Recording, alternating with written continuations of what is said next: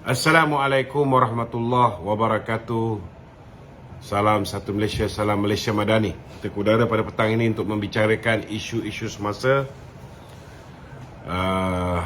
Petang ni saudara, isu yang semakin hangat ialah berhubung dengan isu stokin yang mempunyai lambang kalimah Allah.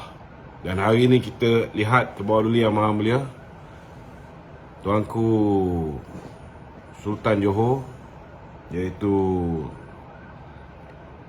Tuanku Mahkota Tengku Ismail Ibrahim telah pun mengeluarkan kenyataan yang keras meminta supaya satu tindakan yang tegas diambil terhadap mereka yang terlibat melakukan penghinaan terhadap agama Islam dengan membiarkan stokin.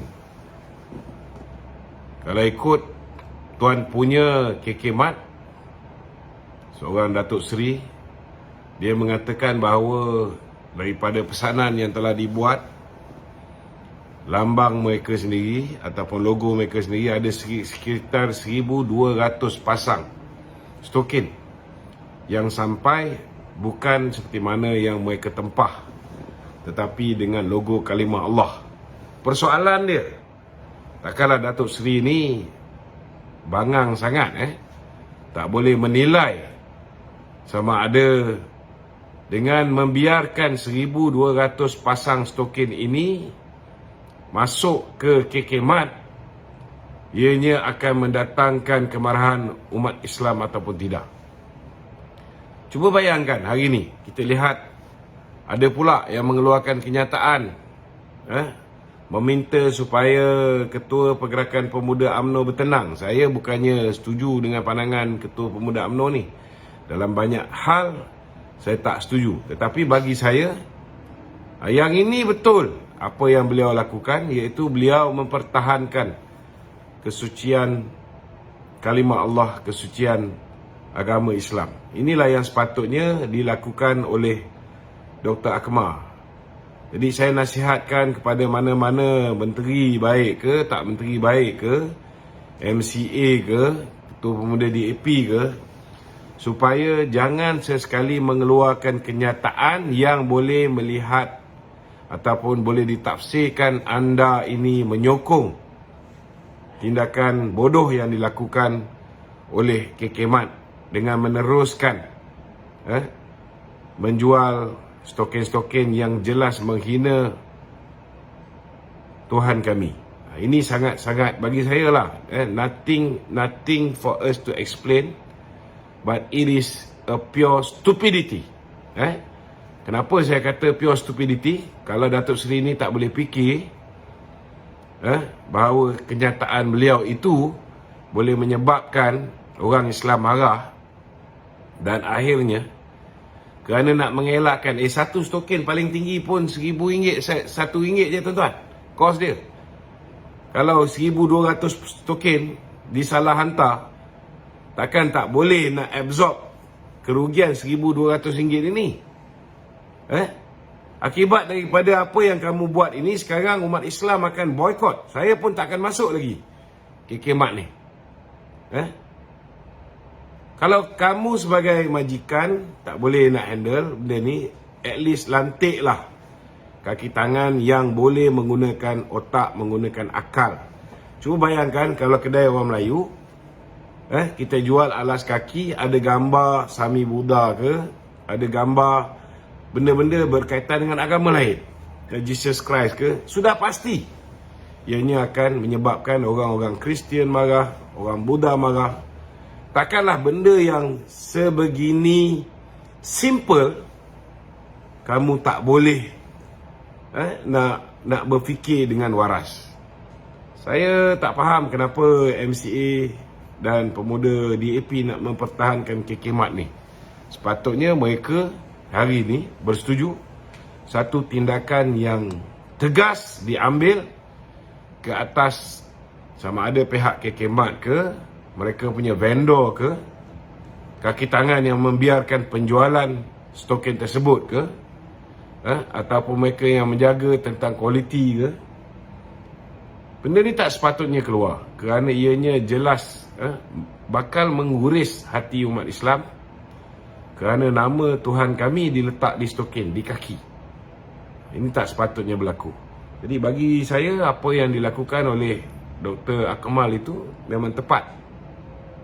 Jarang saya nak bersetuju dengan beliau, tetapi dalam isu ini beliau mengambil tindakan yang tepat.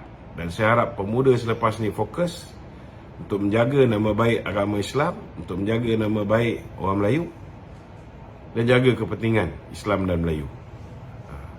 Tak payah dengar nasihat daripada orang lain. Kalau benda yang betul kau buat ni, buatlah.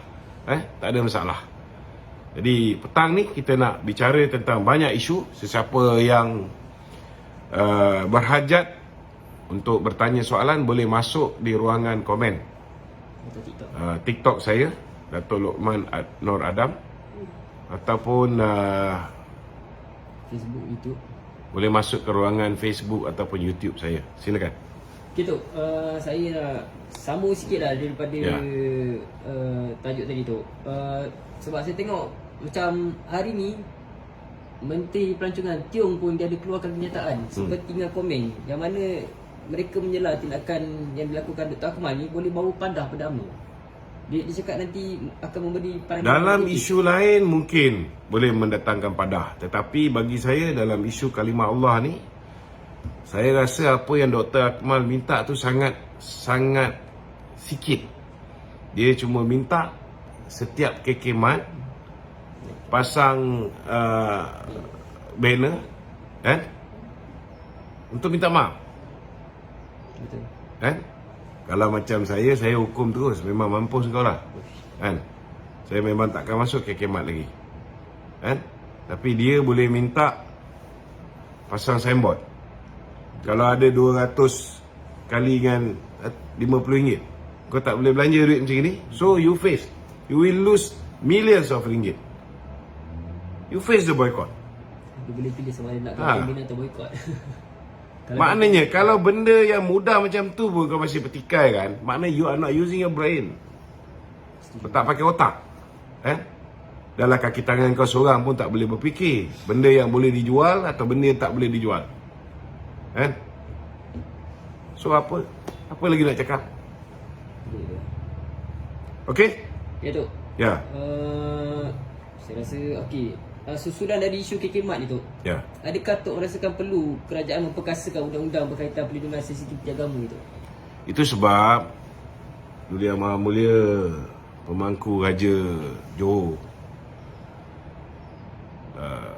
meminta satu tindakan tegas diambil. Bagi saya hukuman maksimum RM20,000. RM20,000 orang macam Datuk Seri ni dia boleh bayar lebih daripada tu. Jadi bagi saya tak memadai dengan hukuman RM20,000 tu. Ianya mesti disusuli dengan satu tindakan yang cukup tegas. Kalau mereka yang meraih berbilion ringgit hasil daripada jualan kekemat, tak boleh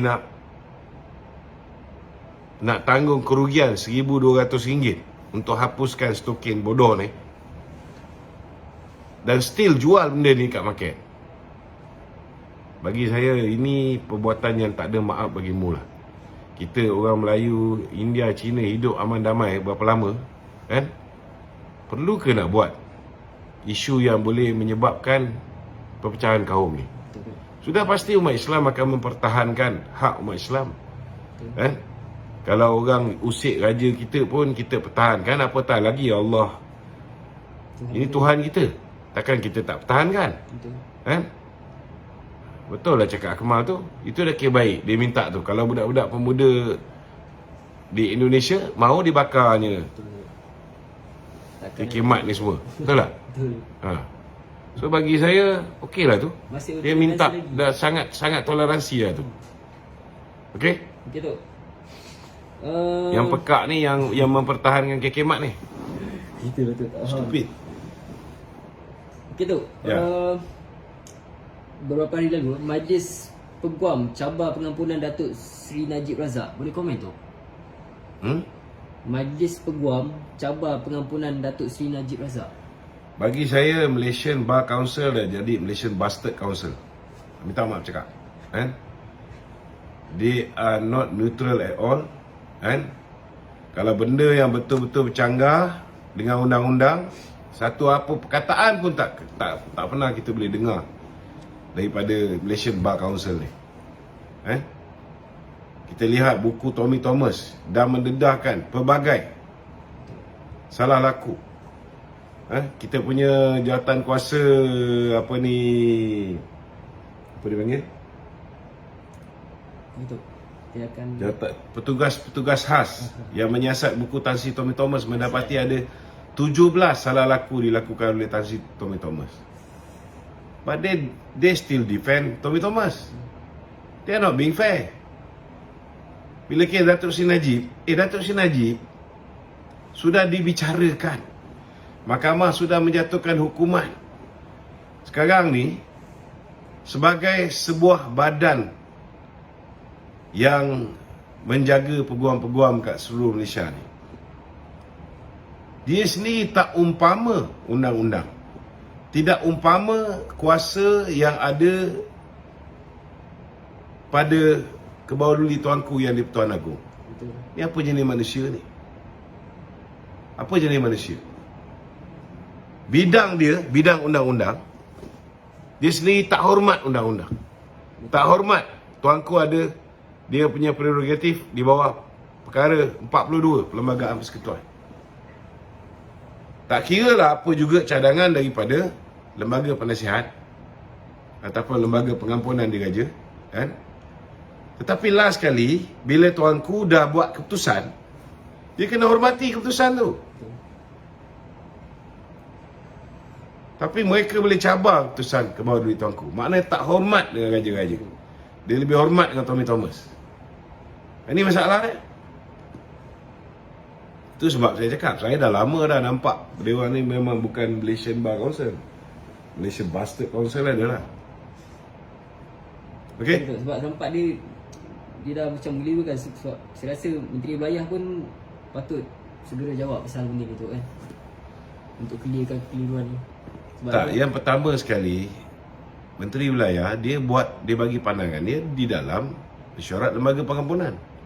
Apa pandangan dia bagi itu rahsia. Itu hak dia lah. Kan? Last sekali dah ada keputusan ke bawah duli tuanku, keputusan lembaga pengampunan yang tuanku dah sign. Hormatlah. Kan? Hormatlah. Kita Ha. Soalan seterusnya tu, bekas Timbalan Ketua Menteri Pulau Pinang berkata UMNO bukanlah parti yang mulia untuk bercakap soal pengkhianatan susulan kenyataan yang dikeluarkan. Yalah, mungkin bagi Ramasamy ni yang mulia orang yang khianat DAP macam dia. Kan? Tak dapat jadi calon pilihan raya, habis keluar parti. keluar Keluar parti. parti, tubuh parti baru. Kan? Standard dia ni standard Izzah Makno je. Kan? Ataupun yalah, manusia macam Syahidan Kasim. Ni dinosaur ni patut berkawan dan mengawan bersama. Okey? Begitu. Ha. Soalan seterusnya tu, ada netizen cakap PMX salah guna kuasa buat lautan keluar negara ni untuk pergi bercuti berseronok je. Boleh tok ulas sikit tu? Ini manusia-manusia yang tak menggunakan akal. Ni level otak macam Hisham Jalil. Kan? Kita nak beritahu apa ni, kita sekarang ni cuba nak memulihkan ekonomi negara. Betul. Bila Datuk Seri Anwar ambil alih, hutang negara ni zaman Datuk Najib daripada 686.8 bilion, which is only 50.8% from our GDP, dah melonjak selepas Mahathir dan Muhyiddin ambil alih. Sekarang hutang dah 1.5 trilion dan lebih 82% daripada GDP. So satu-satunya cara ialah melakukan penjimatan. Tapi kalau lakukan penjimatan, kita tak spend. Kan? Tidak ada sebarang kita punya development terpaksa dikurangkan. So kita kena bawa masuk pelabur, kena bawa orang lain masuk berbelanja dalam negara kita. Masuk buka kilang, masuk Bursa Saham Kuala Lumpur. Dan bila dia orang masuk ke dalam negara kita, barulah ada demand untuk ringgit. Sebab mereka bawa US dollar, mereka bawa pound sterling, mereka bawa UAE punya mata wang, dia bawa Saudi punya mata wang. Mereka kena tukar dengan ringgit Malaysia. Bila mereka tukar kepada ringgit Malaysia, barulah akan ada demand untuk ringgit. Bila demand untuk ringgit lebih daripada penawaran, maka harga nilai ringgit akan naik. Itulah yang cuba PMX buat. Betul. Itu yang cuba PMX buat. Dan benda ni bukan dia buat sekarang, dia dah buat 1 tahun lebih. Pergi ke Jerman, bukannya dia sempat pergi jalan-jalan, pergi shopping dan sebagainya. Betul, 5 hari kat sana. Lainlah Muhyiddin dulu, dia ada banyak masa, sempat jumpa Nikaji di luar negara. Betul tak? Tapi PMX dia pergi sampai kerja-kerja balik, pergi sampai kerja-kerja balik. Dan kita dah tengok, perhatikan benda ni daripada mula dia ambil alih kuasa sehingga ke hari ini non-stop. Itu yang orang macam Hisham Jalil tak boleh faham. Tapi dia faham, dia tahu bahawa pelaburan yang KWSP buat di luar negara menjana pendapatan lebih daripada pelaburan yang KSP buat dalam negara. So kalau dia faham tu, takkanlah kita bodoh sangat. Kerana sekarang ni baru ada masalah mata wang ni. Takkan sekarang ni tiba-tiba kita nak liquidate semua aset kita luar negara seperti mana yang dia sembang. Betul. Kalaupun ada dividen hasil keuntungan yang kita bawa balik ke dalam negara, dia tak boleh anggap benda tu sebagai kita nak menyelamatkan ringgit. Betul. Dia tahu, dia faham rupanya. Aku ingat bodoh sangat kan. Rupanya kau tahu. Buat bodoh tu. So takkanlah KWSP yang tahu pendapatan ini daripada zaman Datuk Seri Najib lagi. Memang kita earn more. Kita punya keuntungan dari KWSP ni lebih kepada investment yang kita buat di luar negara. Takkan semua kita nak liquidate dan kita bawa balik duit kita ke Malaysia. So jangan buat fitnah yang bukan-bukan. Dia cakap, aku kata, aku cerita pasal 329 bilion yang telah diluluskan. Aku tak sebut pun 60 bilion yang baru ni. Yang baru ni tak tahu bila masuk. So apa yang mengukurkan nilai ringgit sekarang ni ialah apa gerak kerja yang PMX buat daripada mula November 2022 dia ambil alih sehingga ke hari ni. Dah sampai 2024. Apa yang diusahakan 5, 6, mungkin 8 bulan yang lalu baru masuk. Betul. Itu yang menyebabkan ada demand untuk ringgit dan ringgit mengukur. Bukan macam otak dia fikir, kita ada masalah hari ni, kita perlukan ni, terus jual aset. Ingat, easily boleh dispose. Kadang-kadang duduk balik ulang-ulang, lepas tu cerita kononnya dia Jusabi. Ni konten Dia dulu kat sana 48 je. Cerita banyak.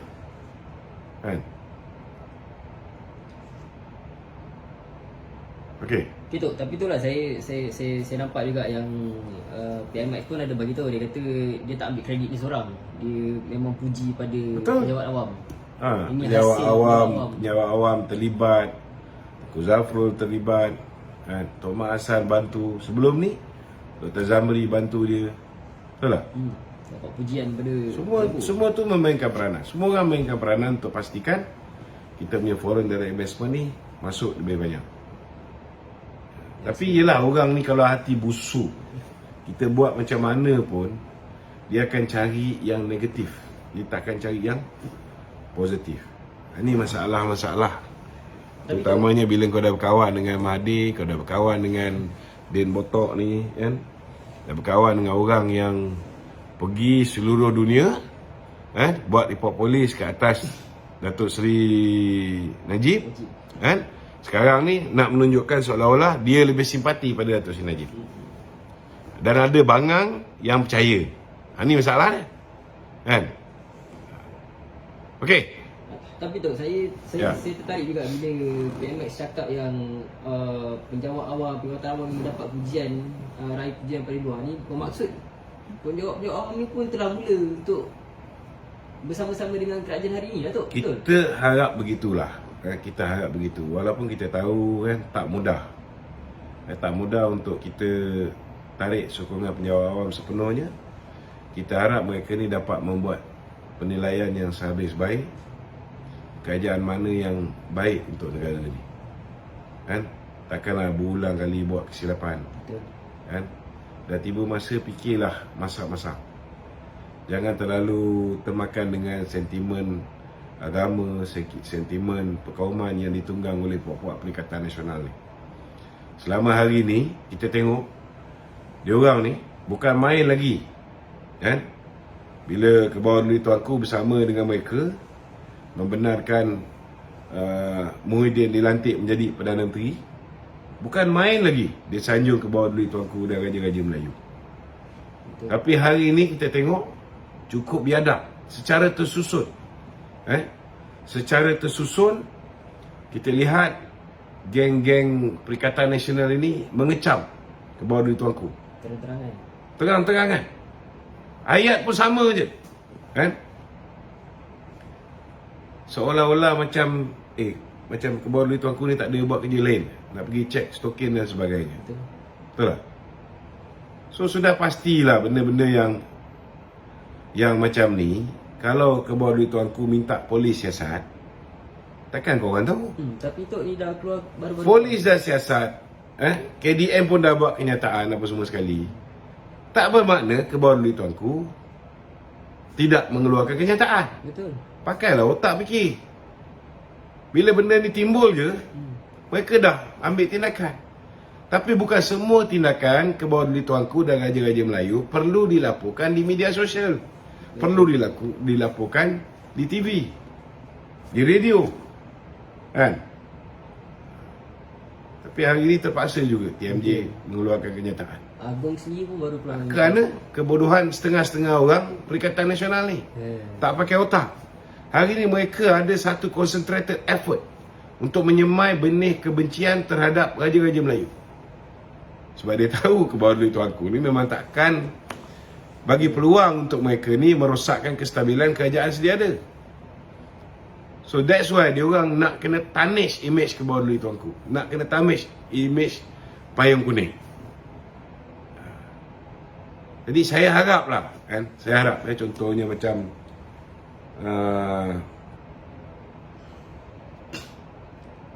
isu stokin.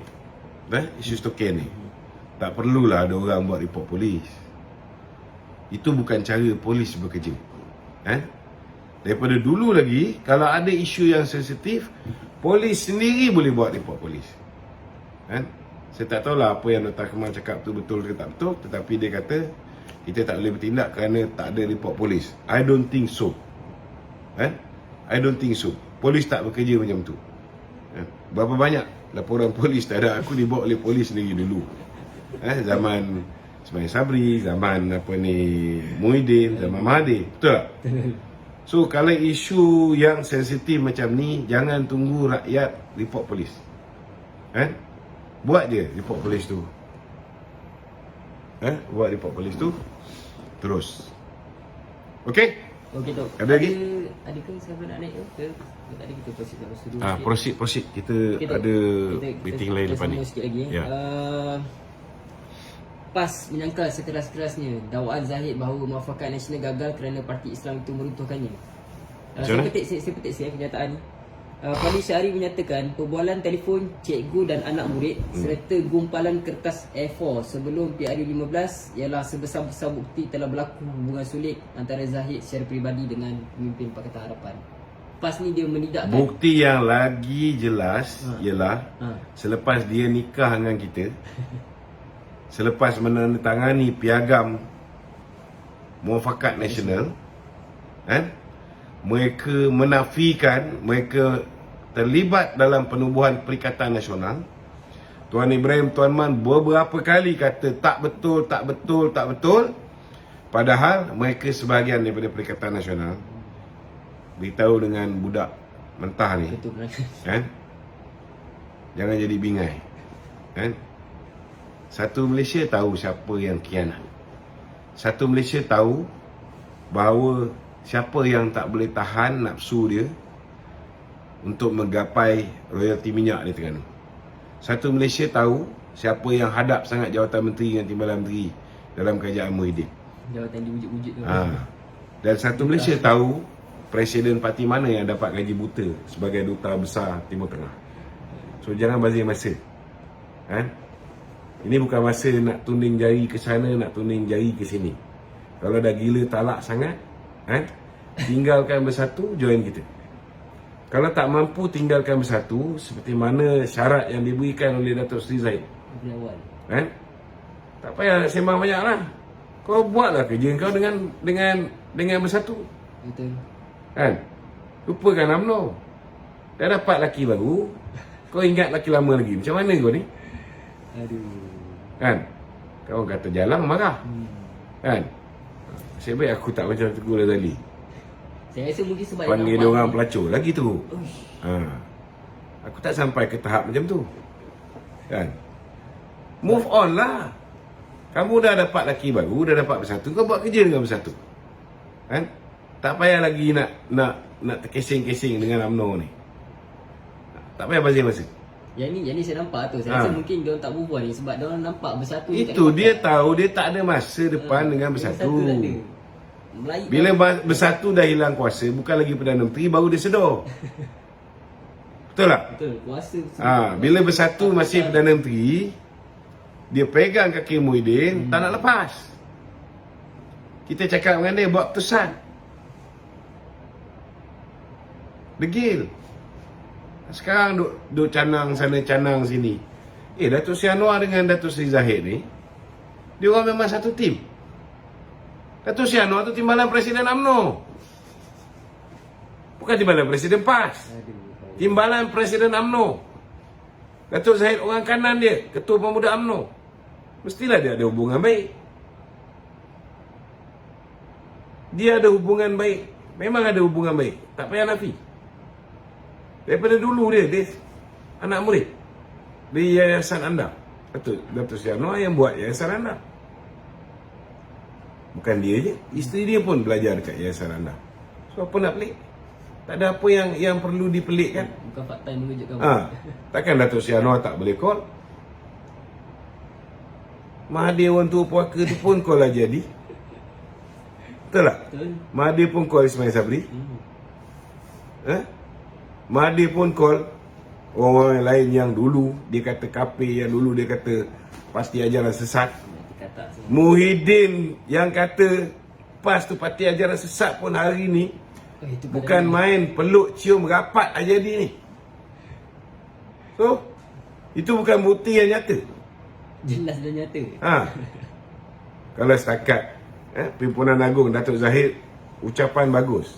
Datuk Seri Anwar dalam perbualan telefon tu dia kata aku jarang nak tengok Pimpinan Agung UMNO ni, tapi pasal hang bucak aku tengok. Apa masalah? Yang kau jaki sangat pasal apa? Pasal bila kau bucak orang tak dengar. Okey. Okey Tok, saya rasa setakat tu untuk hari ni Tok. Okey, minta tolong share. Assalamualaikum warahmatullahi wabarakatuh.